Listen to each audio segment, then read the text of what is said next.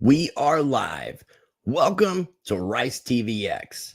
Give me a 5x5 and let me know that you can hear me in the live chat. On today's Rice Report, I am joined by the Master of Technical Analysis, Gareth Soloway, for a live interview. We're going to get things started in just moments. If you're watching this on the replay, I would say fast forward to about the 4-minute mark, and that will give everybody time to get situated and into today's live stream. Live interview with Gareth Soloway.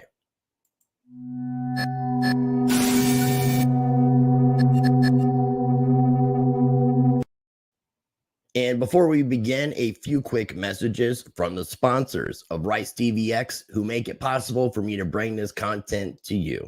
Cryptocurrency, DeFi, NFTs? Sounds confusing? BitLab Academy is here to help. We make it simple. Start investing in crypto, learn trading fundamentals, learn to mint and trade NFTs. Join our community today. Crypto for beginners, taught by the pros. You can always find information for the sponsors of Rice TVX, BitLab Academy, Monarch Wallet, and Presearch in every video description.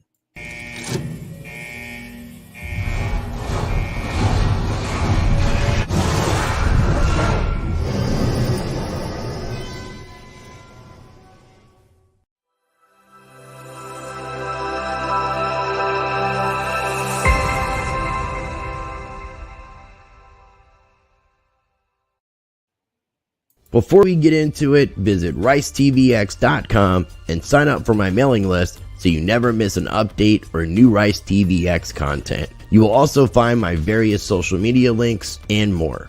You can also find Rice TVX on Odyssey and Library, where I have a full catalog of my videos, post up extra content, and share other appearances. And you can also find Rice TVX on BitChute. I want to let people know before we begin to make sure that you're taking advantage of my partnership with Money Metals Exchange. We are going to be talking about gold and silver. That is something that me and Gareth have talked about in the past, and is something I'm definitely wanting to get his take on for what's going to be happening in 2022. But I always encourage people to diversify between cryptocurrencies and precious metals.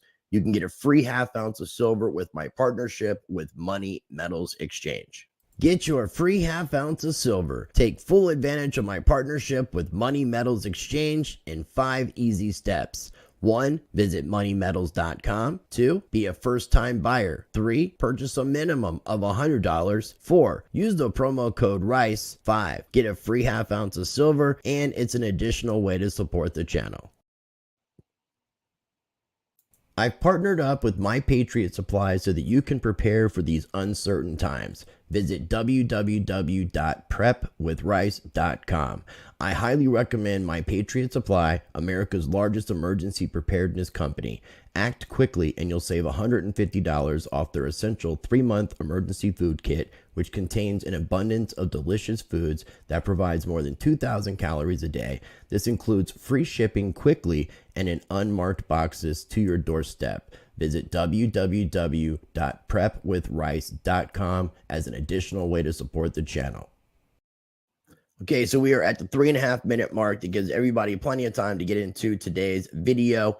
I put all the advertisements and sponsorship information at the very beginning as to not interrupt the conversation. So today I am joined by the Master of Technical Analysis himself, the Chief Market Strategist at InTheMoneyStocks.com, 20-year plus veteran trader with a proven and verifiable track record. Gareth Soloway, welcome back to Rice TVX. How's it going, my friend? Hey, it's going really, really well. Thanks for having me back. It's always a pleasure. Well, I appreciate your time as always, man. I mean, you're somebody who definitely knows the markets. When I first interviewed you, there was a lot of things I liked about you, but you calling the sub 20K Bitcoin level, I wasn't really a big fan of. Yeah. But it seems as if you proved a lot of naysayers, including myself, very, very, very wrong. So I'm looking forward to today's conversation. You actually retweeted saying that there's a lot to talk about. See you all then. So I will let you kind of lead the way as to where we're going to be taking this conversation. I have some questions, but since there's a lot to talk about, where do you want to begin? And I do want to let people know that I have a playlist that I created with all of your appearances in the video description, and I'll also have it linked in one of the cards after the live stream. Yeah. So I mean, I think let's start with cryptocurrency. I think it's kind of an interesting period in crypto because we've just seen that big flush that took us below 20,000 to about 17.5. And then very quickly the next day we recovered back above the 2017 highs. So I think for me, that's the line in the sand right now is that you can go below a previous pivot high, a major level like that, but the recovery is important. If we didn't recover and we were still below that level, it would signal near-term weakness. Right now, I actually think that we're in a position to maybe see a bounce over the next week or two, potentially back to 25,000, maybe as high as 28 plus thousand, before, unfortunately, we probably see a little bit more downside.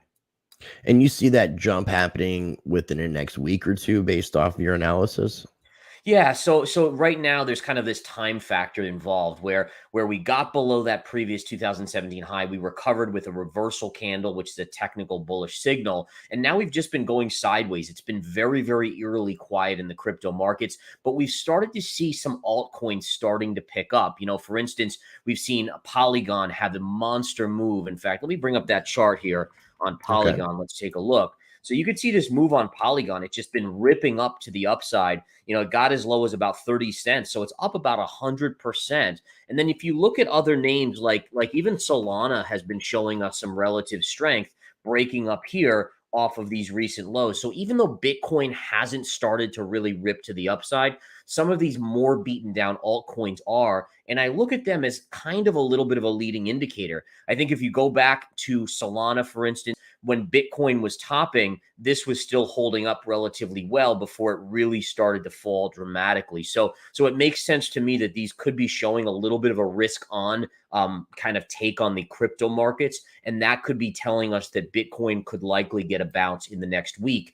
In addition, I think it's important to recognize that the NASDAQ 100 is having another monster day. We know that, as much as we don't in the crypto markets like to say that crypto and stocks are connected, they are, frankly. They're very It's a risk. correlated. Yeah, it's definitely a risk on trade, whether it's technology stocks or crypto. And therefore, when you're starting to see the NASDAQ rip up, it's telling me that the risk on environment is starting to percolate again. And that's a positive for Bitcoin. One of the things to keep in mind, we're coming into the July 4th holiday week, next week, going into the weekend. And oftentimes that is a period where you'll see these type of moves get ready and kind of initiate. So I would be kind of surprised if we don't have a move up on Bitcoin in the next week and a half, back to at least 25,000. Now, I mean, obviously you were calling for sub 20K, and I mean, you saw this in the charts with your analysis being the master of technical analysis, but we also had the Terra Luna situation with their USD stablecoin, UST, and then we also had the issues because of where crypto is going in the downtrend affect entities like Celsius and other lending and staking institutions as well. Did you see, was this all still in your time frame regardless of those events taking place? Yeah, so interestingly enough, if you go back to last October and November, everyone was always asking me, well, what's the catalyst for this kind of flush out? What's going to happen here? And one of the things that I was comparing the crypto markets to was the dot-com bubble, right? So this is taking us back to the late 90s, early 2000s, where you had a very similar scenario with dot-com companies where there were so many of them. And I mean, I kid you not, some of these dot-coms were like run out of their parents' basement. They basically did nothing, but they got ridiculous valuations. You would see a stock that was a few pennies a share go to 10 cents, go to 50 cents, go to $3. I mean, it would become a mega-sized company that almost did nothing and really had no business being a legitimate stock. And we saw a lot of this in crypto, right? You've seen so many coins. I mean, now what do we have? 20,000 coins out there, and it's just not a healthy environment. So one of the things I said back then is you need a deleveraging event and you need a dot-com type seven flush. below seven below 20,000. I was looking at coin market Wow. cap. So you were like on the money. It's like 19,993.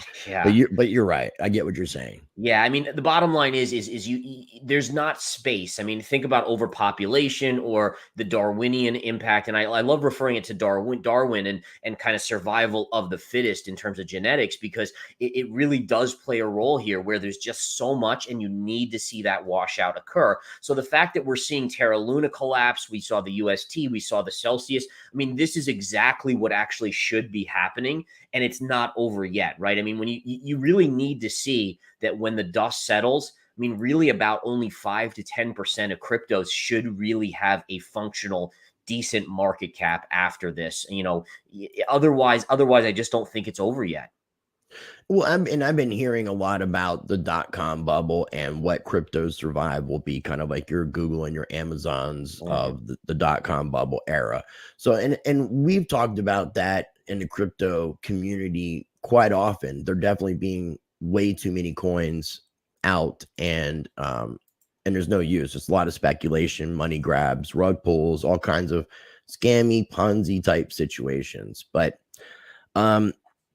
okay, so I do want to get into Bitcoin and crypto, but I want to get your thoughts on what's going on with the Federal Reserve with their quantitative tightening that they're trying to do, their QT versus the quantitative easing that they've been doing, and where you potentially see that taking us in the short to medium term in regards to the US dollar, because the Federal Reserve right now is trying to strengthen the dollar through deflationary economics and utilizing the quantitative tightening to combat the inflation. But so far we haven't seen an effect on inflation. Inflation is actually staying about the same or going a little higher. So it's not really having the effect. Now, I think they're going to continue for the next few months, like 2 months, maybe, in this hawkish kind of mindset. But we also had the midterm elections coming up, and it seems like the Democrats aren't really winning any popularity contests. So having a high forms of inflation or having a deflationary event, which ultimately would just crash the stock market, isn't going to look good for the Democrats. So with all that being said, and what's going on, what are your thoughts on what the Federal Reserve is going to be doing and the actual action of the dollar strengthening, almost becoming its weakness? So I think in regards to the Federal Reserve, you're right in that there's likely another 50 basis point hike coming in the next meeting, maybe one after that. But I've long said that I do think that will end very, very quickly, because, the midterms, obviously, generally you'll see the Federal Reserve historically not do a lot of crazy monetary policy just before elections, whether it's a Republican or Democrat, because they don't want a market crash or anything to be looked at and said, oh, well, you guys are the reason this happened, right? So they kind of like to remove themselves out of the equation. Now, having said that, I think the tightening has been on purpose to bring down inflation and mainly oil, right? So tightening of interest rates slows the economy. That's what it does, because it sucks money out of the system. So less money to spend, less money to go around. It slows the system down.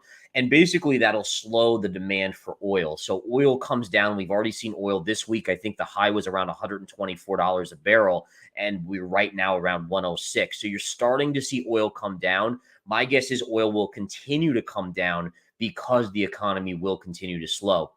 So I think that's part of the equation here, where once you get inflation to start coming down, the Fed will have that leniency to kind of step back for a few months right around those midterms and kind of recognize or see how things are playing out. And then really what I honestly expect is by year end, the U.S. economy is borderline recession. Early 2023, we're in a recession. And then you see the Fed potentially, especially if inflation starts to come in back to 4 to 5%, then you could see the Federal Reserve actually start to loosen again.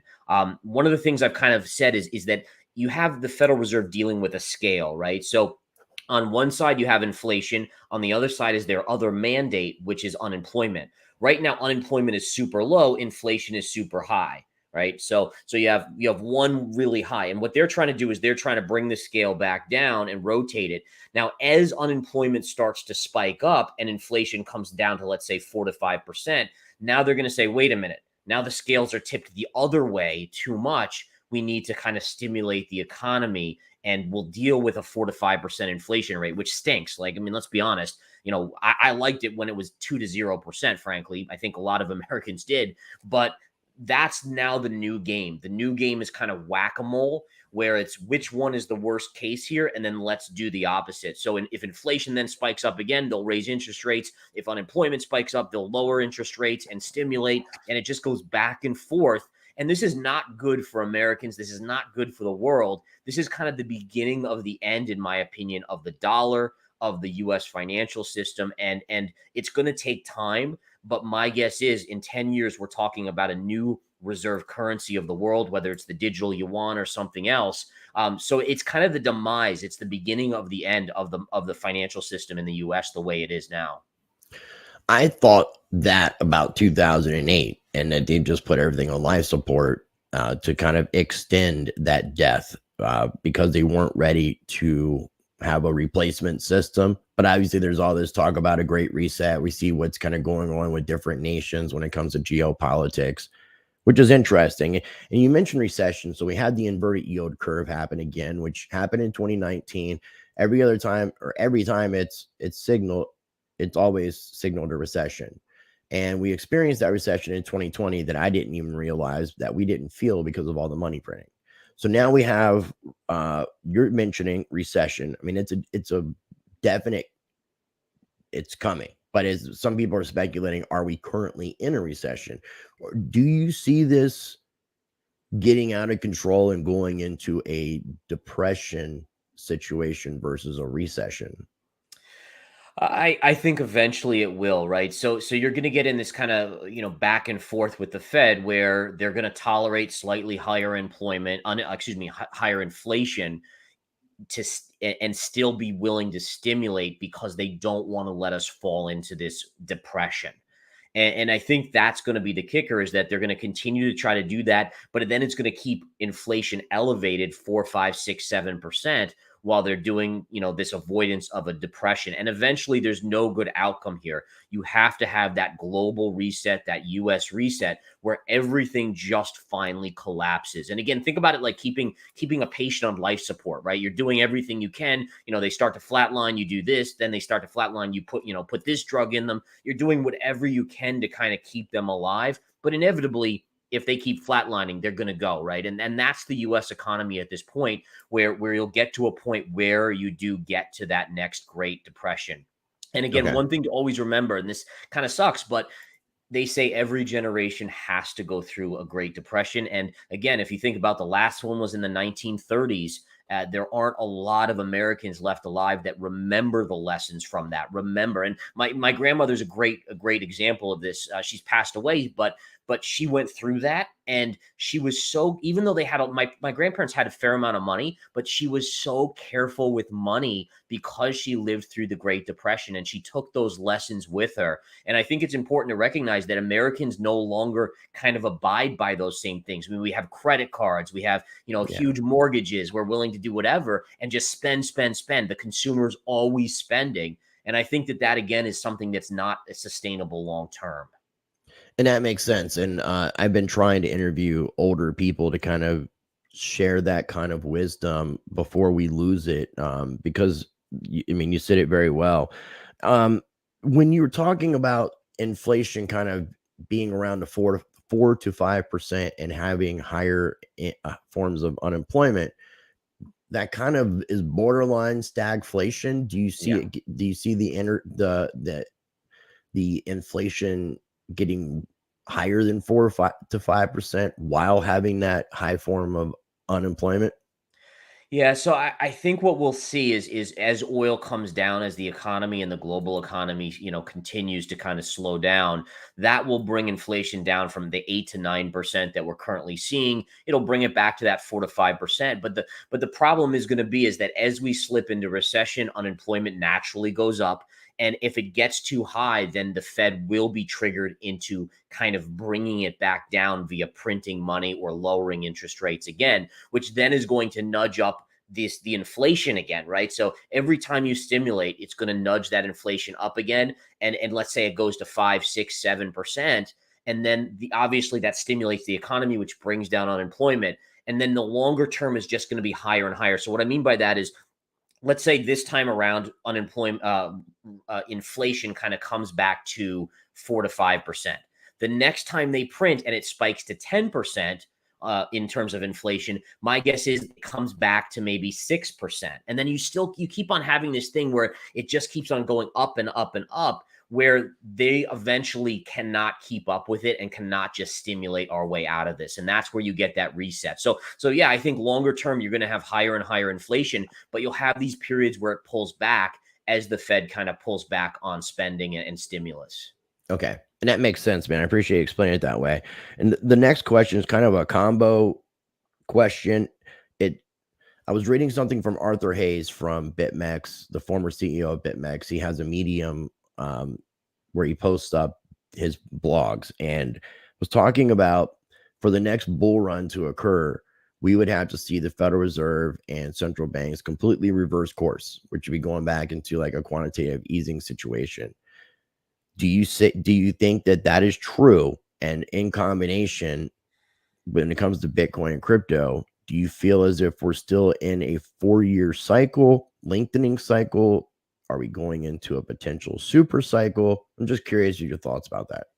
Yeah, so I think that the 4-year cycle has proved itself once again in that, 2009 creation, 2013 highs, 2017, now 2021 was the last high. So as of now, all we have as technical, traders is to say that, okay, 4 years is what the cycle is, which kind of dictates that we should bottom out. Usually Bitcoin past cycles has bottomed out in that first year, that 12-month period. And then it kind of has a choppy period for about 6 months afterwards, before the next bull run starts. So, we're not at a year yet. So it still tells you that there could be some more downside. And then even after a year, you have to figure 6 months of choppiness before that next bull run. Now, my only fear, and this is kind of the unknown, and listen, no one knows this, is that this is the first period of Bitcoin where the Fed is aggressively tightening, and you're seeing this kind of, inflationary pressure forcing them to tighten and keeping them from printing at this point.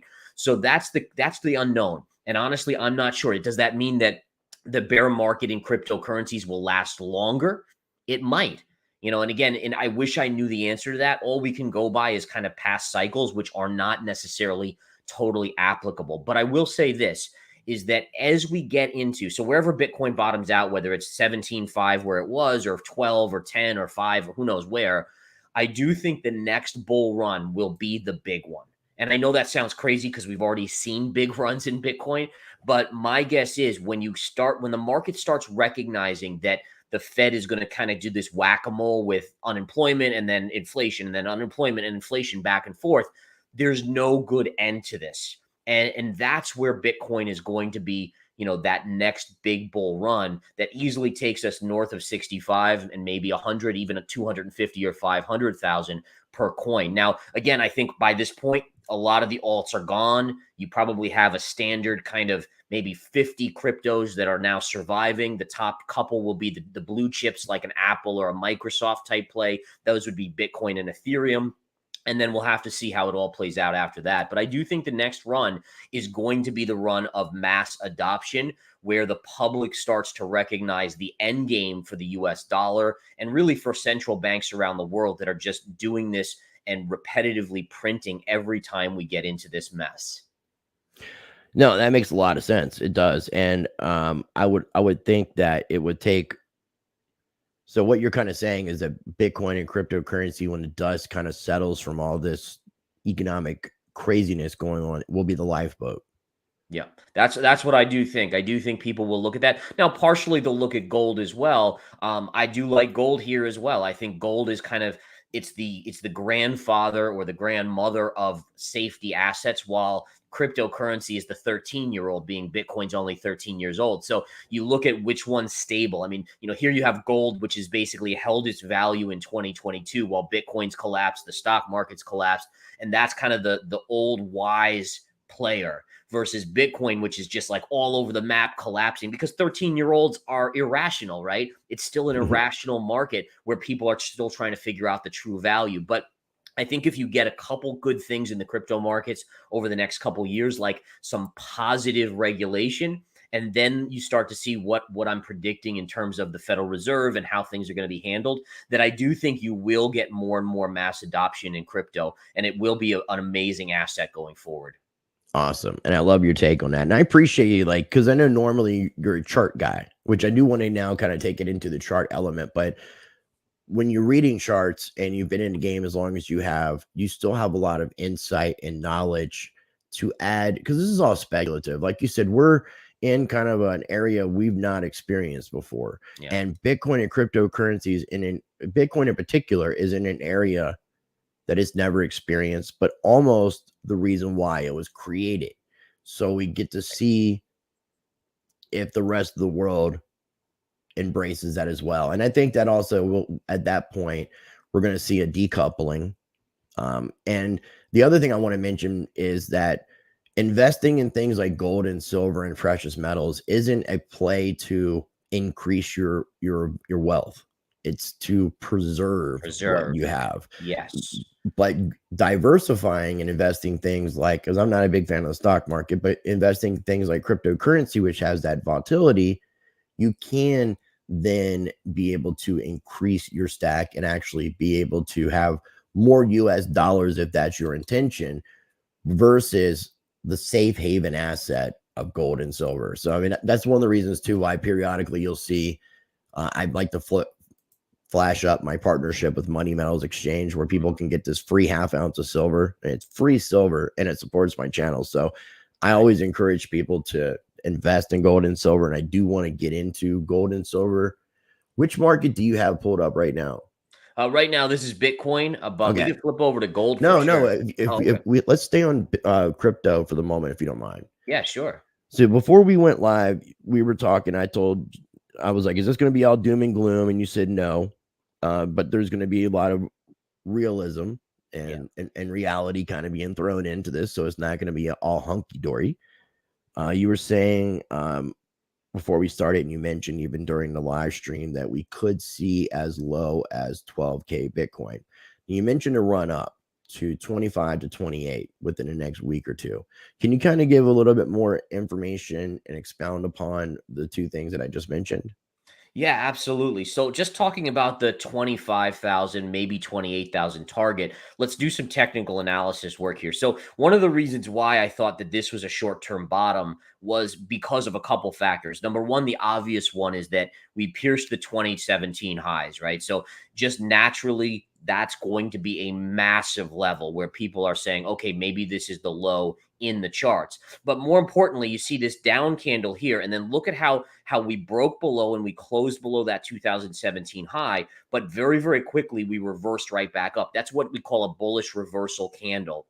So in technical analysis, that's a positive. Now you're just going sideways here. And one of the things I'm paying attention to is the stock market, because it also can be a leading indicator of risk on. So if you think about the risk levels, people in general will say to you, okay, gold is the least risky, then let's just skip over some assets. But then you get to the stock market, the S&P stocks are kind of the next level. Then tech stocks are the next level of risk. And then Bitcoin is like the highest level of risk, right? I mean, when you see 80, 85% corrections in bear market, that's high risk.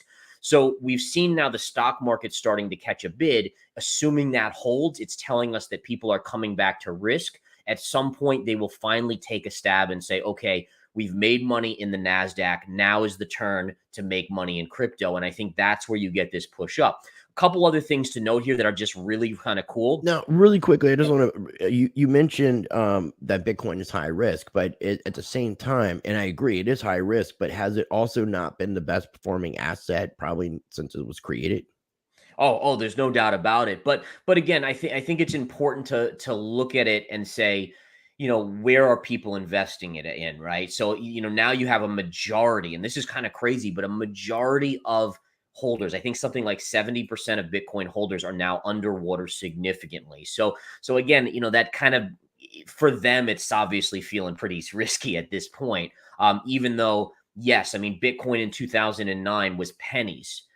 Versus where it currently sits. So it's been an incredible, incredible mover, which to me, it bodes very, very well for the long-term survival of it, that type of thing. But I still think if you compare the NASDAQ, for instance, to Bitcoin, obviously the NASDAQ's not dropping 85% every 4 years. So I'm just trying to compare apples to apples in that respect. And I appreciate that. I do. Yeah. So let me just show you guys this. So if you see this drop here, this kind of vertical move, if you take that distance here to this low, which was the Terra Luna collapse, that distance is about $14,000 on Bitcoin from this high to this low. And then if you look at this sideways consolidation and you take this high right here to the low down here, this is also $14,000. In the world of trading, we call that a measured move, and it usually denotes a short-term low because you've kind of completed the equal distance of the move. So just little cool things like that, how the symmetry of the charts shows up. So those are little factors that I'm looking at, which are positive for Bitcoin, at least in the next few weeks, maybe next month. And then really in terms of resistance, if we do get a bounce, you have to respect this low right here. This 25 and change low, that's going to be resistance. And if you continue up, this is really, I mean, look at all this choppiness right here. And if that's like price the 30K. Comes up underneath, that's going to be significant resistance. So I would say this is my low end target in the near term here, and this would be my high end target. At which point, I'm still in the camp that we probably do have more downside, just because I don't think we've seen full out despair. People are upset. They're hurting. It's horrible. And let me just say this, is that when I made the call for 20,000 Bitcoin in last October, November, by no means do I hate Bitcoin. In fact, I love Bitcoin. But as a technical trader, my job is not to love or hate anything. It's to be a neutral party where the chart dictates what I do. And that's what it is. It's like, when it bottoms out, I'm going to be all in, I'm not all in one asset, but I will be fully invested with my diversified portfolio in cryptocurrencies. But the chart has to tell me that first. And I think that's an important distinction because it takes emotion out. And emotion is the worst thing for investors. It makes you do the wrong thing at the wrong time almost always. Right. Well, I mean, you're coming up with strategies and you're sticking to that. And then people let the emotion come into play. Even myself, I was telling you, experiencing the 2017 bull run and then the bear market that followed it, I figured I would have had a better indication of how to handle myself in the next bull run. But everybody kept throwing out that 100K Bitcoin price, and we hadn't hit it. And I was in some cognitive dissonance, not trying to accept reality for what it was. Yeah. And so I can't really see the numbers here. What is the bottom number and what is the top number that you have? Right. So at least in terms of the lowest point here was that also. So I think what you're asking is where the low could be. And I'll show you guys that here too. Let me just get rid of some of these lines. But the one thing to remember is this goes line out. What's that? What is that very, very top line underneath all that resistance? 28.5. 28.5. Okay. Yeah. But I think one thing to just kind of keep in mind is that every investor is swayed by emotion. It's so hard to control. The markets almost work in that way where they're going to push you to extremes. What I would always suggest, and this is kind of the way you kind of eliminate emotion to some extent, is number one, never invest more money than you can afford to lose, right? Because that's going to make you more emotional. When you overinvest, you're like every little tick in the chart, you're like, oh my God, and then the other thing is when you're in the money, just make a plan, turn off the computer, don't look at the charts, go to the paper and say, all right, I have X amount invested in Bitcoin. Every 5,000 up, I'm going to just take 10% off the table and just kind of take it. And you have to abide by that. Finding these rules and putting these rules in place, they tend to take out that emotional sway where, because you're right. I mean, you went on Twitter when we were at 65 or 69,000 and, plan B was saying by the end of November, 100. I mean, there were so many things out there that just seemed so realistic and so like, oh my goodness, I can make more money. That it's just a tendency for us to want to believe it. And there's nothing wrong with that, except that it does get us into trouble. So we need to remember for the future to kind of put things in place that protect us. Remember, a pro trader is always looking at the negatives.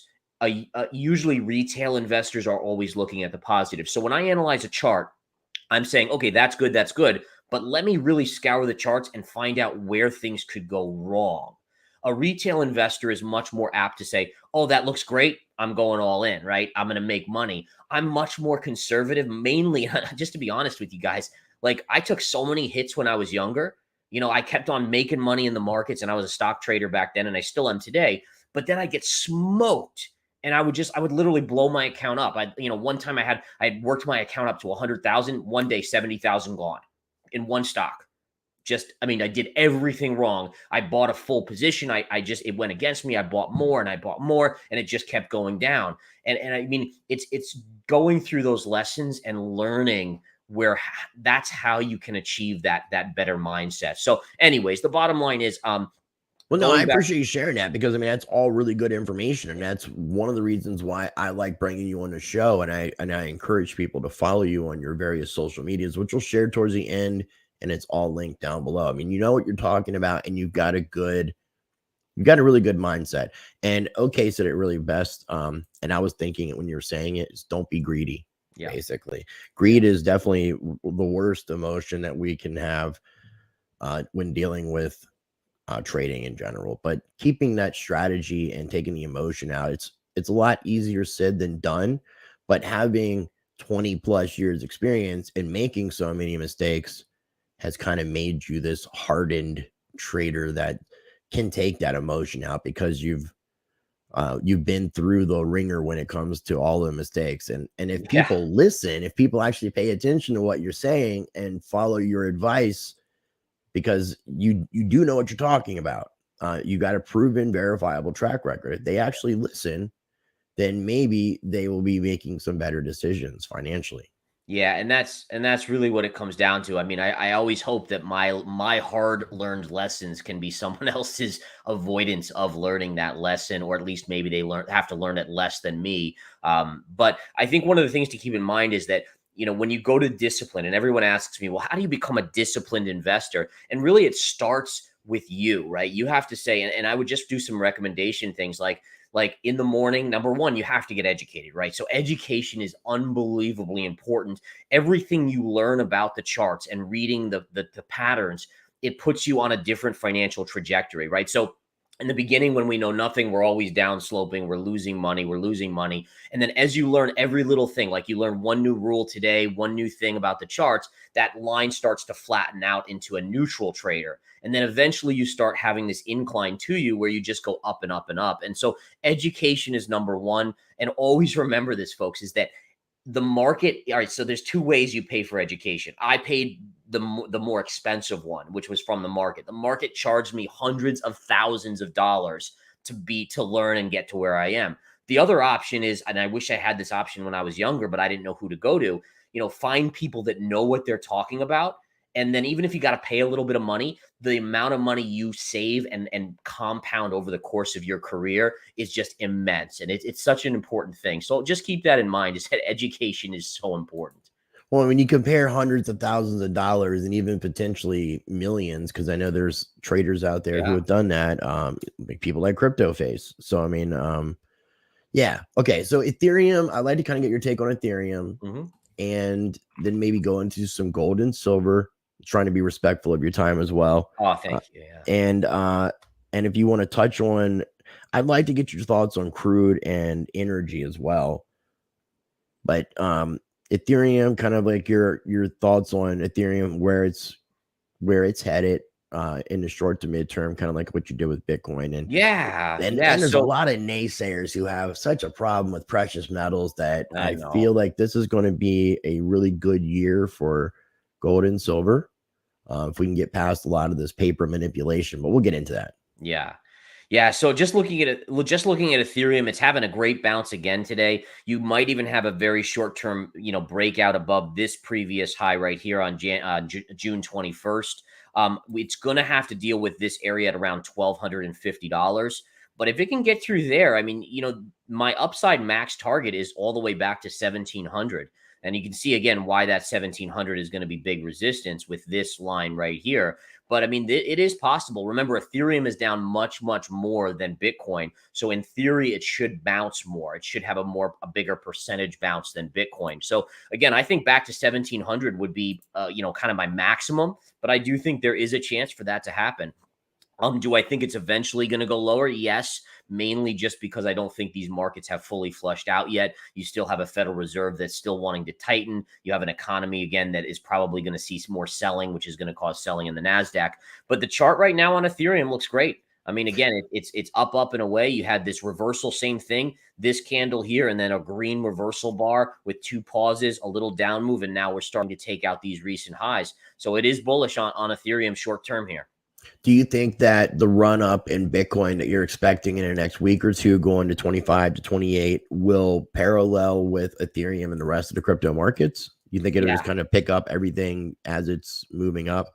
I do. And one of the little, I mean, this is such a cool little tidbit, but you're starting to think about cryptocurrencies, different cryptos as dominoes. So you have basically these smaller ones, and we can bring up, like I showed you guys Matic, which is Polygon before. And I mean, look at this. And thing. I think that would be one of the coins that survives. Yeah. Because they have a viable solution. It's a real use case. We definitely need a layer 2 solution on Ethereum that's bringing down fees and making it easier for users. Yeah, exactly. 100%. And so you've had this amazing run on Polygon, which is kind of one of the small, when you're talking about the top 20, it's kind of just in that top 20 or right around there. And now, so you're seeing the smallest coins, the higher risk ones they've been running for days. And then look at what Ethereum is doing, right? Ethereum is just starting. So you're seeing the dominoes from the smaller, more beaten down ones now starting to move into Ethereum. And then my theory is that this weekend and next week, we could see this now. So Ethereum starts to run. Eventually, it trickles into Bitcoin. And then Bitcoin finally starts to make that move following. So the idea is Bitcoin's the biggest. It's the hardest to move. So that's the last one to go. But I do still think it does end up going here to the upside. So Okay. yeah, I mean, it's a cool kind of, just looking at these little things in the charts are just so fun to do. I love it. Well, and another thing too, and I mean, you can tell me if this works with other markets, and I'm assuming it does, but everything from from looking at Bitcoin's chart and then looking at other charts, it seems a lot of like fractalization and pattern repeats, which is almost what you see in nature normally. Yeah, and that's such an important point. So if you notice my charts, I really don't have a lot of indicators. I sometimes put moving averages, sometimes Fibonacci. I have trend lines that I draw on myself. But aside from that, I don't use these crazy, all these analysis tools, because honestly, everything is right here. You have measured moves, you have head and shoulder patterns, you have bottoming tails. I mean, all of these are things that occur naturally in the chart that will occur in stock charts, in crypto charts, commodity charts. It's all the same. And the reason why charts are all the same is because, ask yourself, who creates charts? Well, the answer is me and you and everyone else, right? Humans are buying and selling, and human emotion, does it ever change? Nope.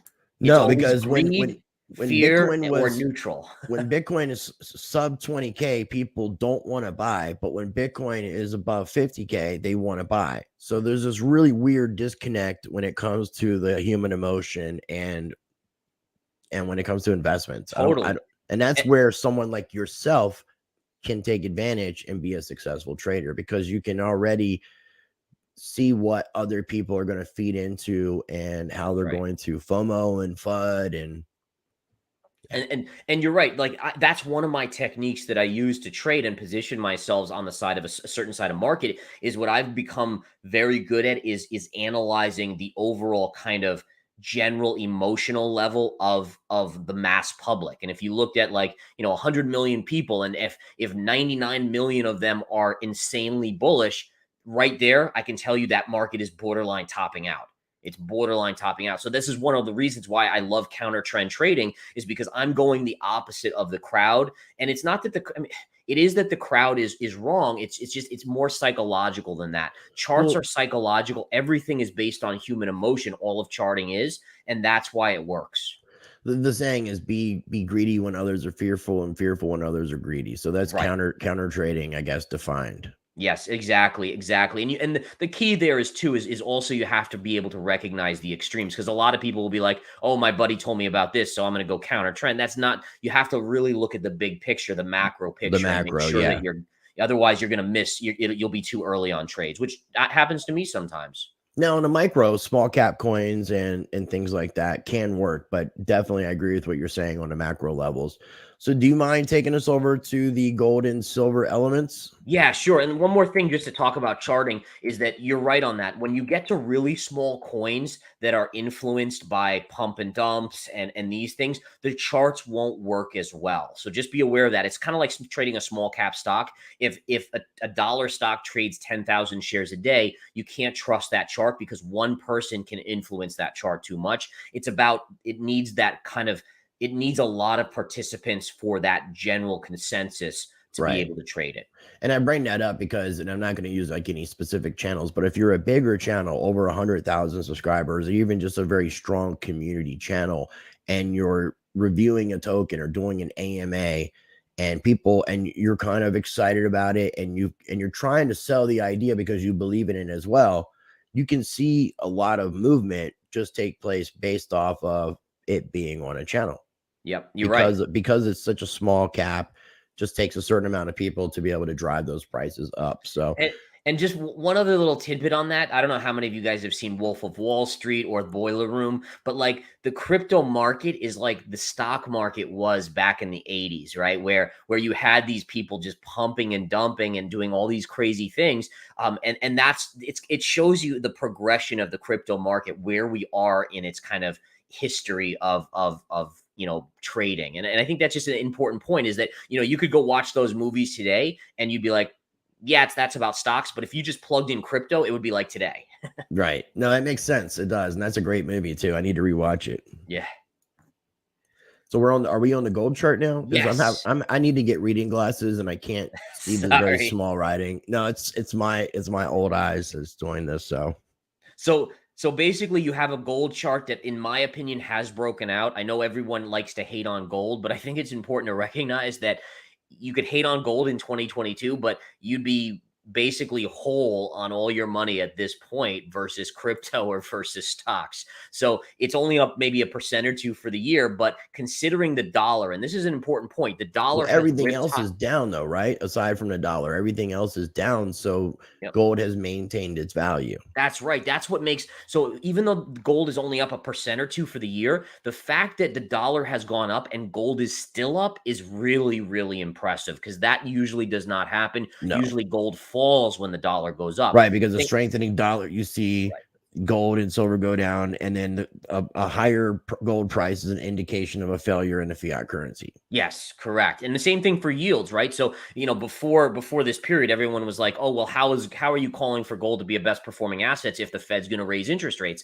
Well, bottom line is, in this environment, that is really impressive, because you're right. Usually when yields go up, the gold trade goes down, and it's held up again. And we've seen the 10-year yield go to 3.5% recently, from about, at the beginning of the year, is around 1.5%. So over 100% move in the 10-year.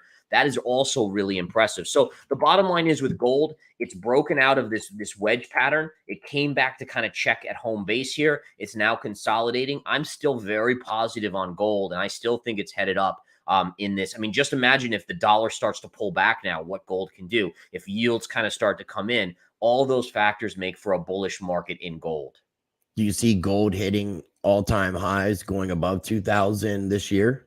I do. I would be very surprised if we don't get above at least the highs around 2075 on gold by year end. I think, again, you put into the aspect that you might have a economy that's slipping into recession. That's going to make stocks not so attractive because of an earnings recession and earnings dropping. And then you talk about the risk for crypto. Where's crypto trading at that point? How much do people like that? And I think gold is an underinvested asset with a lot of hedge fund managers out there, and they could start to really accumulate that for the next bull run. Okay, that makes a lot of sense. A lot of people have been calling for like 2,500 on gold per ounce. What do you think about that number? Yeah, I think it's easily going there. It's just a matter of timing. Earlier in the year, I was thinking 2,400 by year end. I'm not sure at this point, considering it's still quite a distance, but it's still certainly viable. And I honestly think within 3 or 4 years, you could be at $5,000 an ounce on gold. Now, again, when you're comparing that to crypto gains, you're like, oh, but that's only a little over, a 2x, right? But at the same time, it's a safer asset where you don't have to worry about it dropping 85% on you. Well, so I mean, if you're trying to exit out of something like Bitcoin or Ethereum or different cryptocurrencies, you can exit out instead of stable coins. You could actually exit out into gold and silver. That's right. You can actually purchase gold and silver through Money Metals. Not to keep plugging, but there are other precious metals dealers that accept cryptocurrency, so people can do that. And I think that would have a different effect on people that actually do taxes. Yeah. Yeah, I think so. Again, I'm no accountant, but certainly, investing in those things definitely is not a bad play. Now, silver, so obviously it's being held down a lot. I mean, versus the silver to gold ratio. Yeah. Do you see silver breaking out above gold, or do you still see kind of gold leading the charge? I still think gold, at least for the next year, is going to be in charge here in terms of leading, mainly because remember that silver is an industrial metal as well as a store of safety. So now you have all this worry about, recession, and that potentially global recession, which could affect the demand for silver on the industrial side. So longer term, with inflation, staying at 4 to 5%, maybe inching up over time as the Fed has to stimulate to keep us out of a Great Depression, I think that silver is a no-brainer, and probably long-term it can outperform gold. But I think for the next 6-12 months, gold is probably the safest place to be because of that global recession fear. Do you see the ratio tightening, getting closer to where people, because I'm not even sure what people say the ratio for gold to silver should be, but it's really off from what I understand. Yeah, I'm not sure the exact ratio, the historical average is, but I do know it is below that at this point. So I do think it plays catch up. One of the things to kind of keep in mind is if we go back here, and again, let me just see here if we go back to our weekly chart, if you recall, and this is kind of cool, is that remember so we had the collapse in 2008 and 2009, and then once the markets, basically you had the bottom of silver was in 2008 November. So it was about 5 months prior to the stock market bottoming out. And it wouldn't shock me if that tends to repeat. So, one of the things that, and I know you wanted to talk about oil, but this is such a cool thing here. Let me show you this, is that if you look back at the same thing, so let's history tends to repeat. We know that it may not repeat perfectly, but it usually rhymes. And what you could see here is that we had this massive oil run starting basically when the stock market topped. Oil began to run up all the way to kind of mid 2008. So the markets didn't bottom. The stock market didn't bottom until early 2009, but oil was just ripping up. Well, if you look at this, you had the same sort of price action ripping up in oil after the markets topped. The markets topped, the U.S. stock market topped in October, November, December. And then you had this big move up. So history tends to repeat itself over and over again, or at least rhyme, which for me, that gives me a little insight into potentially what could happen with silver, looking back at this kind of later run where you started at a low pivot in 2008 and you had this monster run here.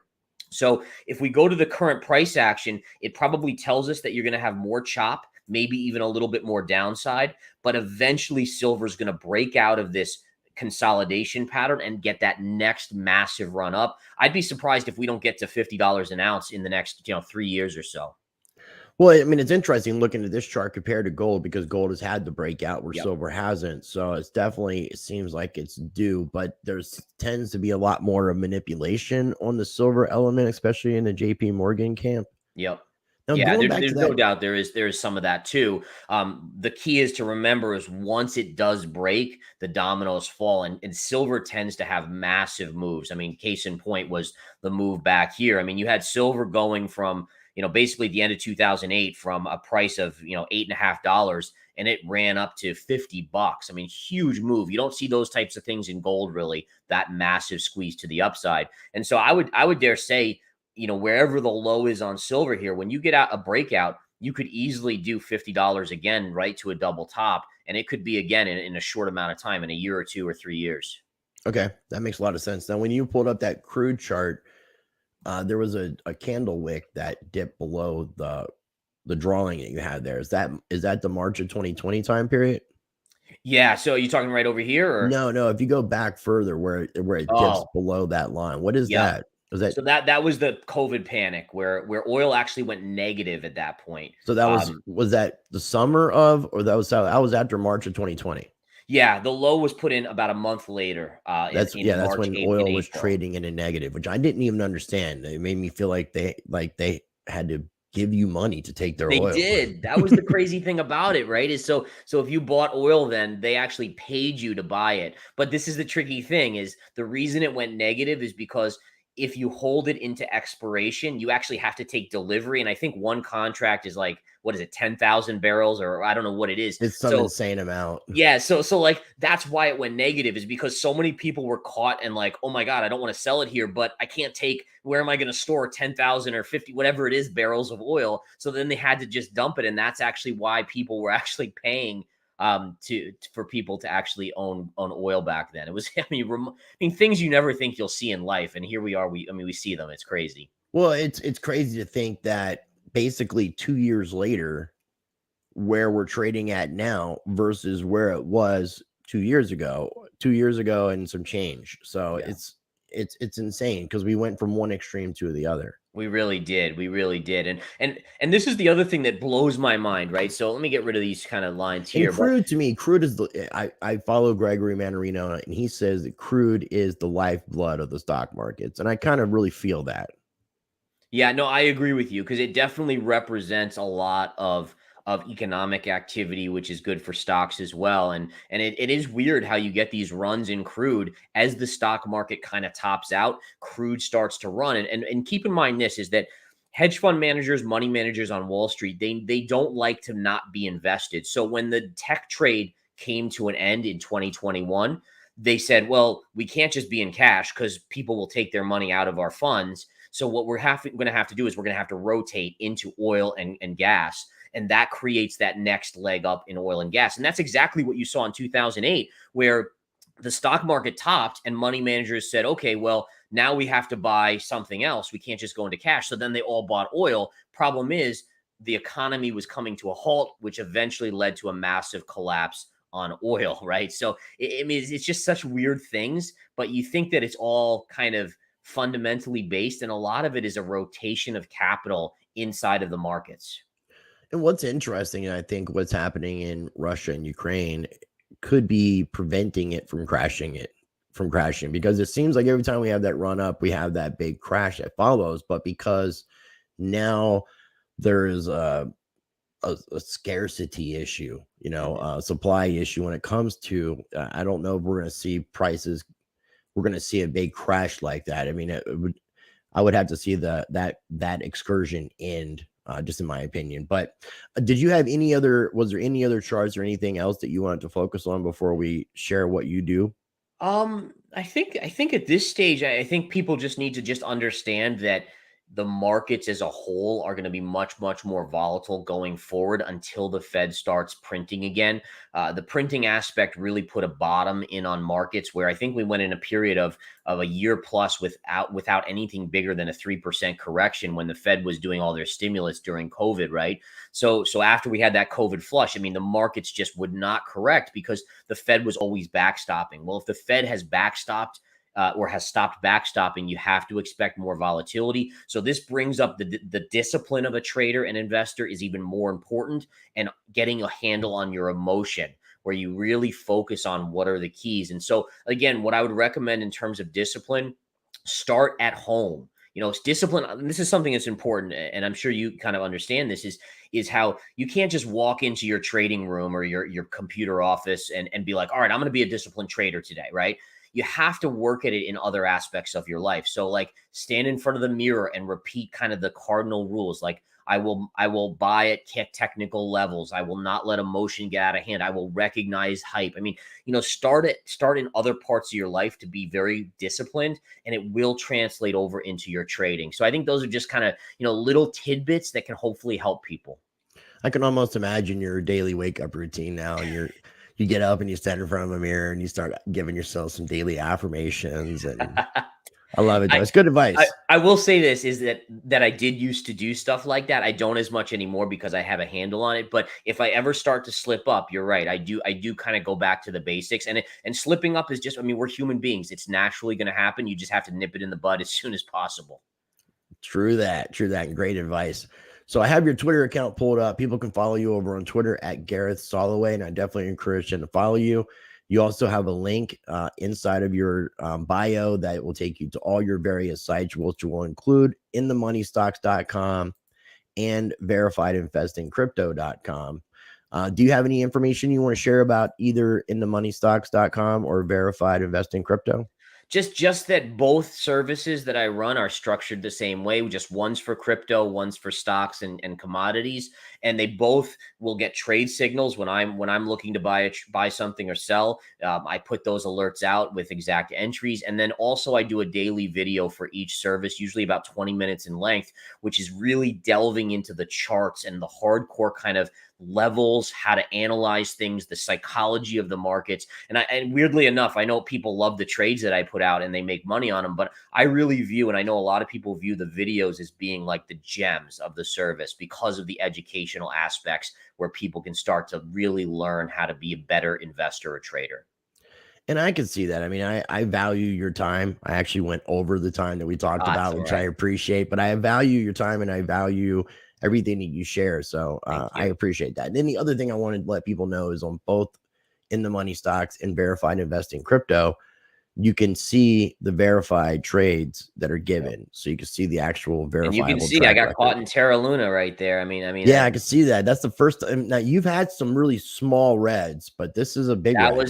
That was something. And this is important to recognize, is that the technicals on the chart work assuming that the underlying asset isn't a fraud or isn't a complete, catastrophe. In those situations, it is what it is. And I'll tell you the one thing, and this is so important, is the reason that was not super detrimental is I only had 5% of my portfolio in Terra Luna. So yes, I lost 5% of my portfolio. With all my other winners, everyone that's been following, we're still up tons of money, and it's asset allocation, right? I know you stress this as well, is that be diversified. Never go 100% or 50% in any one asset, because you just never know. Unless it's a situation like this. I mean, cash is definitely a good asset to be in right now. Cash is king. So, and I want to highlight this comment. Ron said, thanks. I took my personal fear trades off today while watching, had emotions running high. So I'm glad that we could at least help one person, and I appreciate you, Dermot. Thank you. If you guys haven't smashed that like button, I definitely encourage you to smash the like button. If you're not subscribed, make sure you subscribe. Check out the other two conversations that I've had with Gareth. He will be back on the show. We probably do this about every 4 to 6 weeks. And again, I appreciate your time, man. Thank you. So I encourage people to check out what you do. Links are down below. If you can bear with me, I'm just going to wrap up the video, my friend. You got it. All right, ladies and gentlemen, thank you again for tuning in. I will be going live this coming Sunday at 1:00 p.m. for episode 29 of The Spirituality of Law with Ethan Lucas. That is an ongoing series. I have a playlist for all the previous 28 episodes. So that will be Sunday at 1:00 p.m. Eastern time. I do appreciate you tuning in. Again, make sure you smash that like button. Make sure you are subscribed.